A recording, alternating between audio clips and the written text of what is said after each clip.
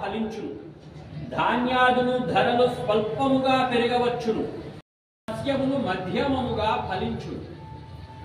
సరే, స్థాన వర్షాధిపతి అంటే వర్షాల గురించి అనుకుంటున్నారు.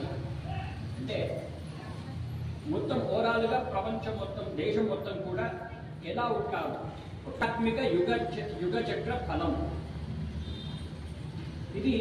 మనకు చంద్రుడు అధిపతి. ఈ సంవత్సరం మనకు చంద్రుడు అధిపతి.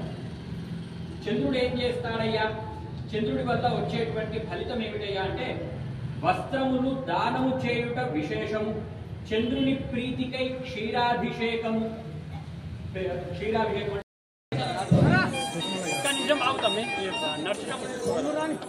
మెల్లమెల్లగా చుటండి మాధవా, నువ్వు మెల్లమెల్లగా చుటండి మాధవా, నువ్వు మెల్లమెల్లగా మెల్లమెల్లగా చుటండి మాధవా, నువ్వు మెల్లమెల్లగా చుటండి మాధవా,